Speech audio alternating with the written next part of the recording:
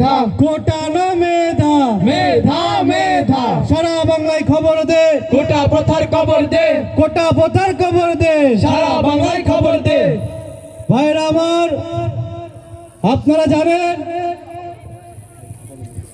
আমরা শ্রেষ্ঠ বিদ্যাপীঠের ছাত্র হয়েও চাকরির বাজারে গিয়ে বেকারত্বর সমস্যায় ভুগছি। আমরা কোটা প্রথা নামক এই বৈষম্যের একটা জিনিস নিয়ে আজ চাকরি হারা হয়ে আছি।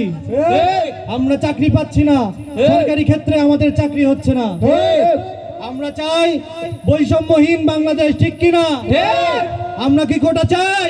না, আমাদেরকে এই কোটার বিরুদ্ধে রুখে দাঁড়াতে হবে। কোটা না মেধা, মেধা মেধা, কোটা না মেধা, মেধা মেধা, সারা বাংলায় খবর দে, কোটা প্রথার খবর দে, সারা বাংলায় খবর দে, কোটা প্রথার খবর দে।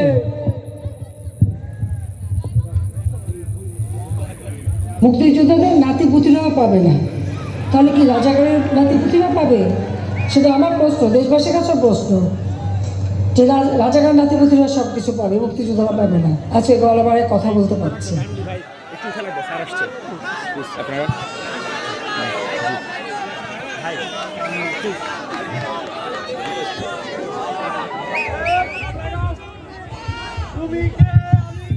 রাজাকার রাজাকার রাজাকার রাজাকার, কে বলেছে, কে বলেছে স্বৈরাচার স্বৈরাচার, তুমি কে আমি কে? রাজাকার রাজাকার, কে বলেছে, কে বলেছে স্বৈরাচার স্বৈরাচার, তুমি কে আমি কে? রাজাকার রাজাকার রাজাকার রাজাকার রাজাকার রাজাকার।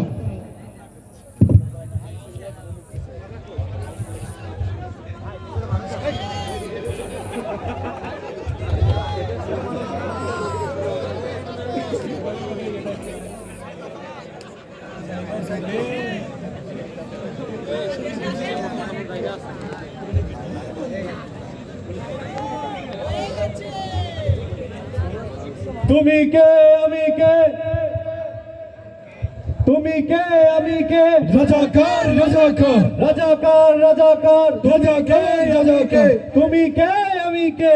রাজাকার রাজাকার, সারা বাংলায় খবর দে, কোটা প্রথার খবর দে, সারা বাংলায় খবর দে, কোটা প্রথার খবর দে, তুমি কে আমি কে? রাজাকার রাজাকার, কে বলেছে, কে বলেছে স্বৈরাচার স্বৈরাচার। ভাইরা আমার, বন্ধুরা আমার, আপনারা জানেন এই স্বৈরাচার শেখ হাসিনা কালকে বক্তব্য দিয়েছে আমরা নাকি রাজাকার, আমরা নাকি চাকরি পাওয়ার যোগ্যতা রাখি না, ওই মুক্তিযোদ্ধার সন্তানরা নাকি চাকরি পাওয়ার যোগ্যতা রাখে। আমরা যদি রাজাকার হয়ে থাকি, 18 কোটি জনগণ কি রাজাকার? প্রধানমন্ত্রীর এই বক্তব্যকে অবিলম্বে প্রত্যাহার চাই, আমরা অবিলম্বে বিলুপ্তি চাই। আমরা রাজপথ ছাড়বো না যতদিন না পর্যন্ত এই স্বৈরশাসক মাঠ থেকে নামবে, ঠিক কিনা? তুমি কে আমি কে? রাজাকার রাজাকার, তুমি কে আমি কে? রাজাকার রাজাকার, তুমি কে আমি কে? রাজাকার রাজাকার, কে বলেছে, কে বলেছে স্বৈরাচার স্বৈরাচার, তুমি কে আমি কে? রাজাকার রাজাকার।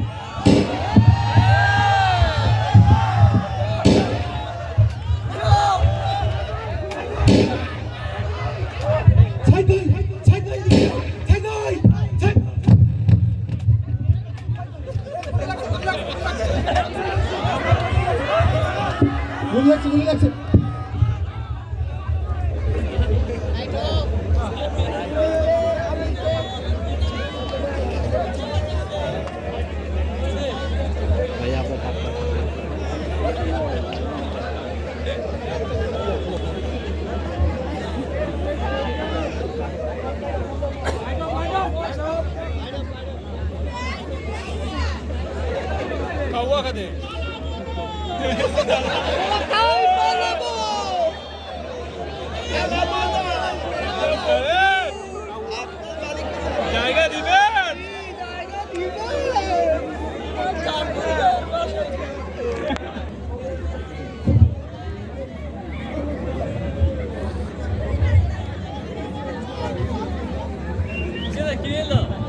রাজপথ থেকে জন্ম নিয়েছে ছাত্রলীগ।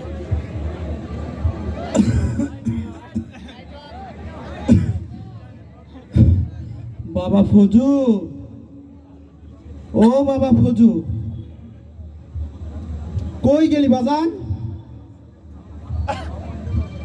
পোলাডা কোনো কথা শুনে না। আমার শরীর এমনি চলে না, আমি এই বয়সে ওলাইতেও পারি না।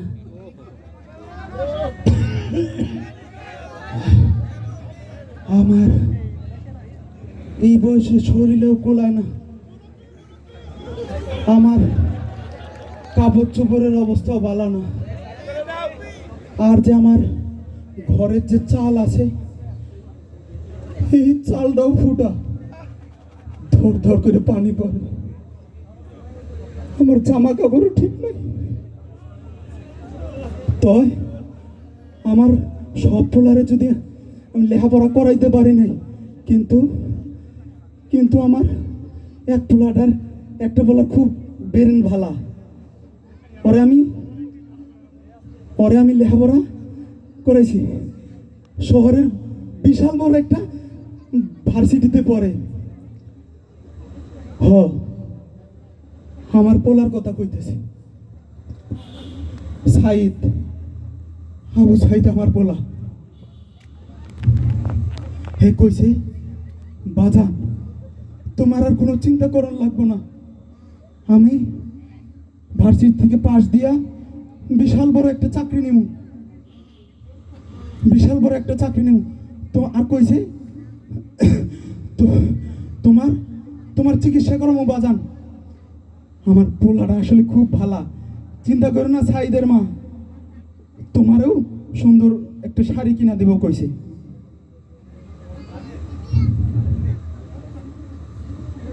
এতক্ষণে তো আমার পোলা তিন চারবার ফোন করার কথা, কিন্তু আজ এখন পর্যন্ত কোনো ফোন করলো না।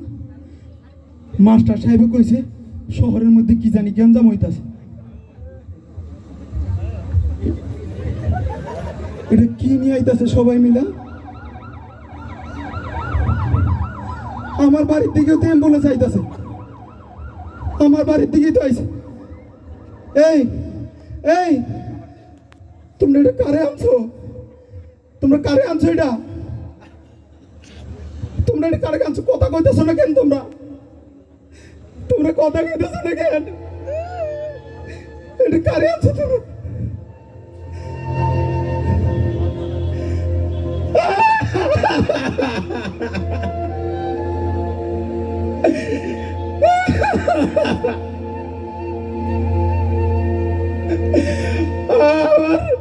আমার আবু সাইদ, বাবা সাইদ তুই কথা কো বাজান।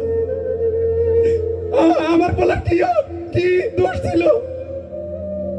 ওর মুখটা কে সাজরা করে দিছে? আমার বলা এত ভালো 5 ওয়াক্ত নামাজ পড়ে, আমার বলা কাউরে একটা ধমক পর্যন্ত দেয় না। বাজান তুই কথা কো। আমার চাকরির দরকার নাই, আমার চাকরির দরকার নাই। তোমরা তোমাকে সব চাকরি নিয়ে নাও, আমার বলার আমি কৃষক বানাবো, তবু আমার বলার জীবন না ফিরে দাও।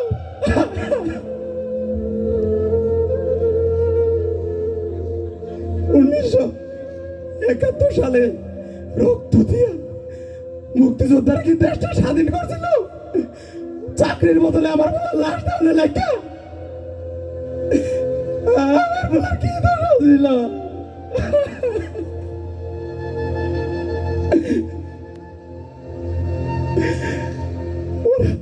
যারা মানুষের মানুষ মনে করে না, তারাও কোনো মানুষ হইতে পারে না। ওরা ক্ষমতায় থাকনের লেখা, যা খুশি তাই করতে পারে, বাবা সাহেব তোর এই রক্ত একদিন এই বাংলাদেশ আবার স্বাধীন করব, তোর এই রক্ত এই বাংলাদেশ আবার স্বাধীন করব। এই স্বৈরাচাররা চিরদিন থাকতে পারবো না বাজান। নম্র থাকতে পারে নাই, ফেরাউন থাকতে পারে নাই, এরাও থাকতে পারবো না বাজান। তোমরা আমার বলারে ঘরে নিয়ে যাও, আমার বলারে ঘরে নিয়ে যাও, ঘরে নিয়ে যাও।